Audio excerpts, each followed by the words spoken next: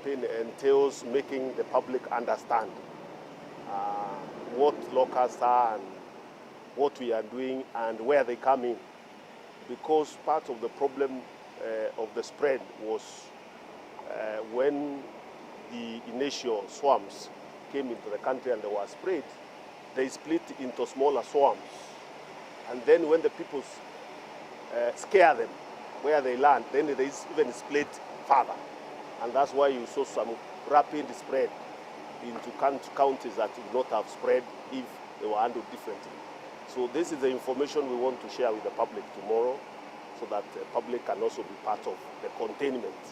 We want everybody that can be able to contribute in one way or another to support the government at both levels to be able to be successful in this campaign. So tomorrow we'll be giving you an update of what we have been able to do so far, what we plan to do in the long run. Our program of containment runs up to June, because we believe by that time the weather situation will have changed, the weed situation will also have changed, and we will have decimated most of the locusts, including the hoppers that are hatching at different stages in those affected counties. How many counties have been affected by the locust, and there have been issues about the effect of the pesticide being used, affecting the other insects and birds in the area? How harmful or how safe are the insecticides used? First of all, it's important to know, yes, there are right now 26 counties that have been affected one way or another. Some of them just locusts passing through there or stopping and moving. The swarms that I told you split into smaller ones. So in the food basket, if you look at counties like, counties like Kajiado, Machakos, Makueni, it's just a small swap dropping there and then moving out. So it's visiting, you would say. But the epicenter of the areas that are actually heavily affected is Marsabit, Isiolo, Samburu, Turkana, and Garissa. In the food basket, there was quite some intensity also in Kitui and Tharaka-Nithi, where we even have some hoppers that are being sprayed currently as we speak.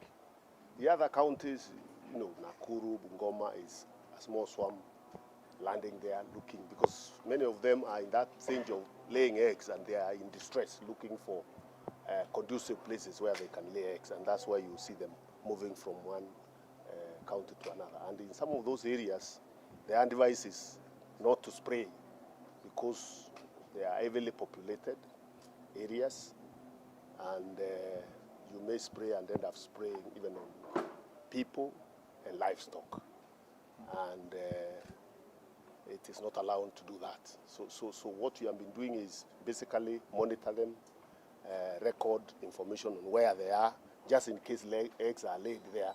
We monitor the eggs so that we can deal with the hoppers.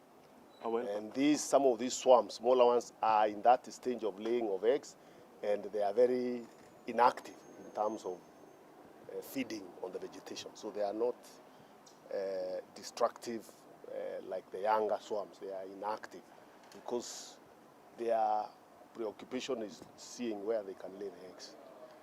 But a lot of work has really been done in the areas that are heavily infested, where hoppers have been laid. A lot of spraying has taken place in Marsabit, in Samburu, in Turkana, and in Isiolo. Garissa, and also some hoppers where the county and us are coordinating to spray. We have planes from the Air Force that are done even aerial spraying where the vegetation is not very big, like in Marsabit and the parts of Turkana. Should Kenya be worried about food security?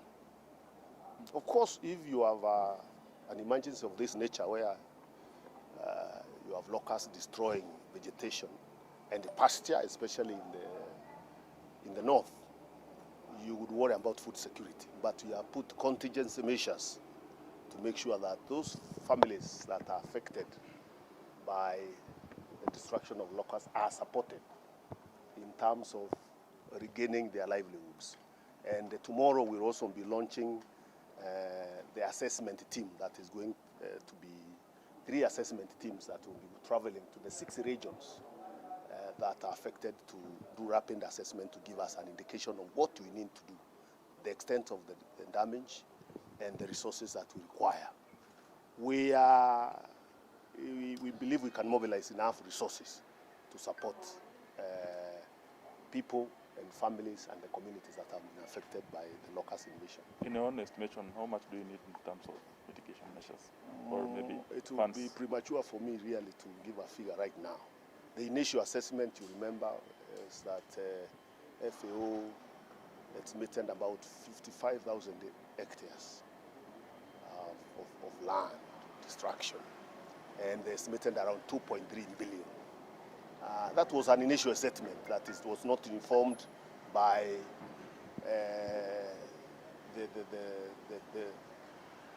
the changing nature of the invasion.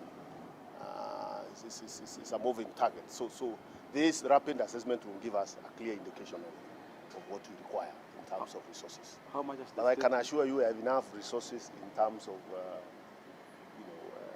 raising money. We don't think we are in distress. So there is no cause for alarm. What we require is, of course, quick assessment so that the situation doesn't deteriorate in terms of supporting the communities in those areas. Yes? How much has the state used so far in the intervention? Can you estimate?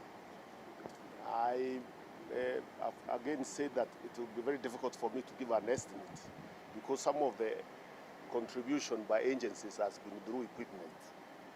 And NYS giving us its people, KWS donating a plane, Kenya Forest Service also donating a plane, the Air Force giving us 2 planes that are spraying every day. So the estimate we could give you is in terms of chemicals, where the initial buying we spent around 230 million, and we are in the process of spending another around 300 million. Of course, some of the chemicals were also bought by development partners through FAO. So our own internal budget as a Department of Crops is 230 million plus 300 million. But we are still in the process of, again, sourcing for more chemicals because we require more in the long haul, and we need to stockpile to make sure that we don't have a lull. Remember, we are under a lull of 2 weeks that contributed to the spread. If we had the chemicals ready at that time, the equipment would have contained the situation. So do you have enough chemical as of now? Right now, we have chemicals to last a few days, and we are expecting more chemicals. There are chemicals around 30,000 liters being airlifted from Australia through support of FAO and development partners. That, we believe, what we can mobilize locally will sustain us until we get those supplies from Australia. Maybe just let us know the type of chemicals that you're using and the I think we'll give you the types because they are assortment of chemicals.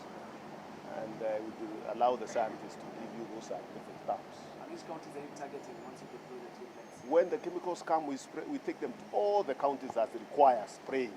And we have an update, a real-time update, who requires chemicals at what time. Because some of the containment is not chemicals. It's, as I've said, where it is mature locusts that are inactive and there is more swarms, we prefer monitoring instead of spraying.